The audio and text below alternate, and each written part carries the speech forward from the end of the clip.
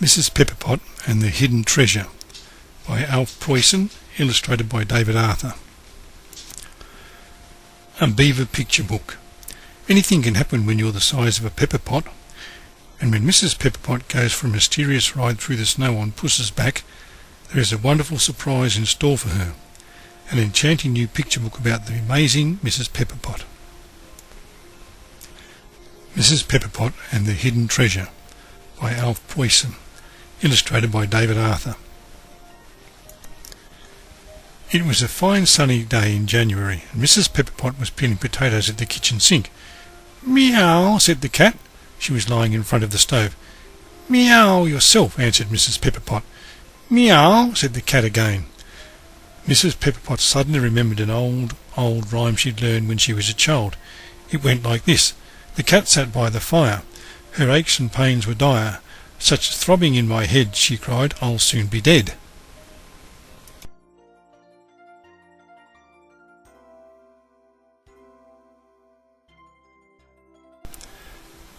Mrs. Pepperpot stopped peeling potatoes, wiped her hands and knelt down beside the cat. "There's something you want to tell me, isn't there, Puss? It's too bad I can't understand you, except when I'm little, but it's not my fault." She stroked the cat, but Puss didn't purr. She just went on looking at her. "Well, I can't spend all day being sorry for you, my girl," said Mrs. Pepperpot, going back to the potatoes in the sink. When they were ready, she put them in a saucepan of cold water on the stove, not forgetting a good pinch of salt. After that she laid the table, for her husband came home for dinner at 1 o'clock, and it was now 12:30. Puss was at the door now. "Meow," she said, scratching at it.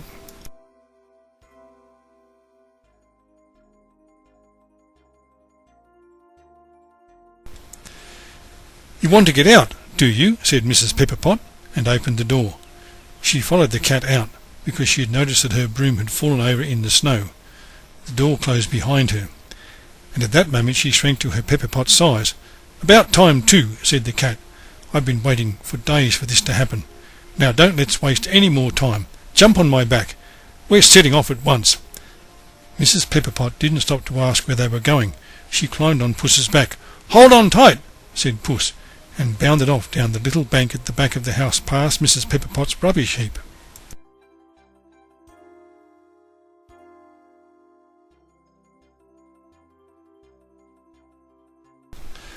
"We're coming to the first hindrance," said Puss. "Just sit tight and don't say a word." All Mrs. Pepperpot could see was a single birch tree with a couple of magpies on it. True, the birds seemed as big as eagles to her now, and the tree was like a mountain. But when the magpies started screeching, she knew what the cat meant. "There's the cat! There's the cat!" they screamed. "Let's nip her tail! Let's pull her whiskers!" And they swooped down, skimming so close over Mrs. Pepperpot's head she was nearly blown off the cat's back. But the cat took no notice at all, just kept steadily on down the hill, and the magpies soon tired of the game.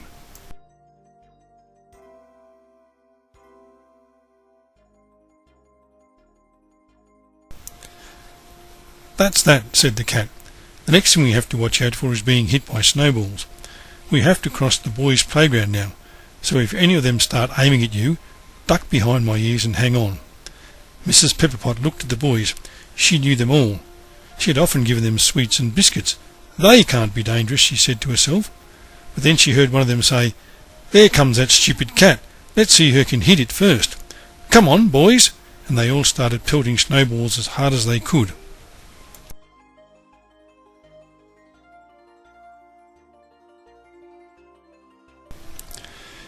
The cat ran on till they got to a wire fence with a hole just big enough for her to wriggle through. "So far so good," she said. "But now comes the worst bit, because this is dogland, and we don't want to get caught, so keep your eyes skinned." The fence divided Mrs. Pepperpot's land from her neighbour's, but she knew the neighbour's dog quite well. He had had many a bone and scraps from her, and he was always very friendly. "We'll be all right here," she thought. But she was wrong. Without any warning, that dog suddenly came bearing down on them in great leaps and bounds. Mrs. Pepperpot shook like a jelly when she saw his wide-open jaws all red, with sharp white teeth glistening in a terrifying way.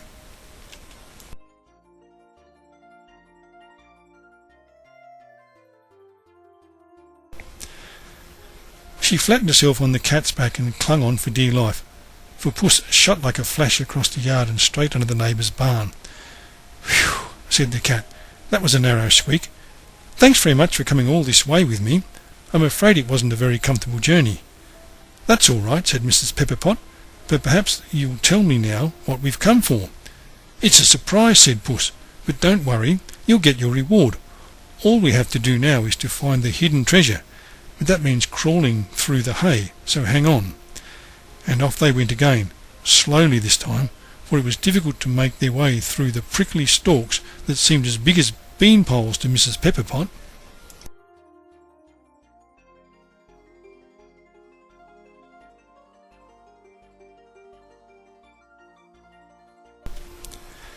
The dust was terrible. It went in her eyes, her mouth, her hair, down her neck, everywhere. "Can you see anything?" asked the cat. "Only blackness," answered Mrs. Pepperpot, "and it seems to be getting blacker." "In that case we're probably going the right way," said Puss, crawling further into the hay. "Do you see anything now?" she asked. "Nothing at all," said Mrs. Pepperpot, for by now her eyes were completely bunged up with hayseed and dust.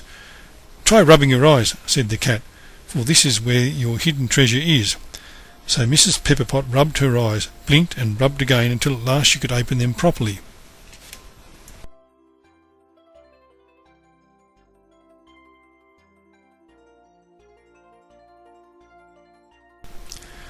When she did, she was astonished. All around her shone the most wonderful jewels, diamonds, sapphires, emeralds. They glittered in every hue. "There you are! Didn't I tell you I had a hidden treasure for you?" said the cat, but she didn't give Mrs. Pepperpot time to have a closer look. "We'll have to hurry back now. It's nearly time for your husband's dinner."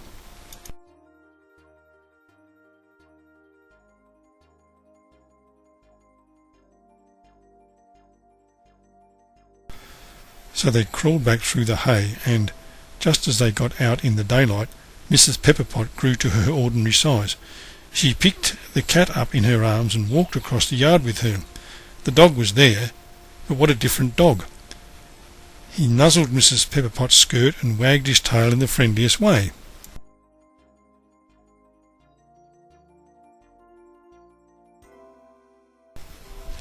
Through the gate they came to the place where the boys were playing. Every one of them nodded to her and politely said, "Good morning."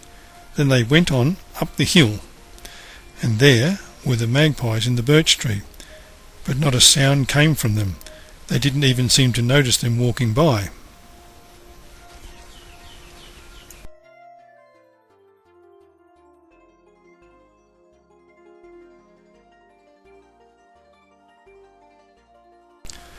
When they got to the house, Mrs. Pepperpot put the cat down and hurried indoors. It was almost 1 o'clock. She snatched the saucepan from the stove. A few potatoes had stuck to the bottom, so she threw those out and emptied the rest into the blue serving bowl. The saucepan was put outside the back door with cold water in it.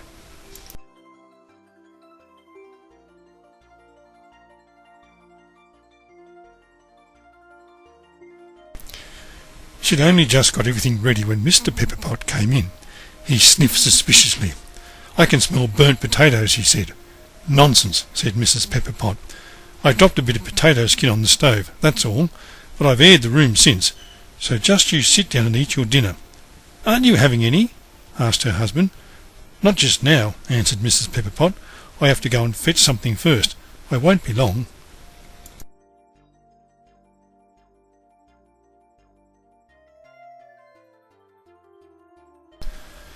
And Mrs. Pepperpot went back down the hill, through the gate to her neighbour's yard and into the barn. But this time she climbed over the hay till she found the spot where her hidden treasure lay. And what do you think it was? 4 coal-black kittens with shining eyes.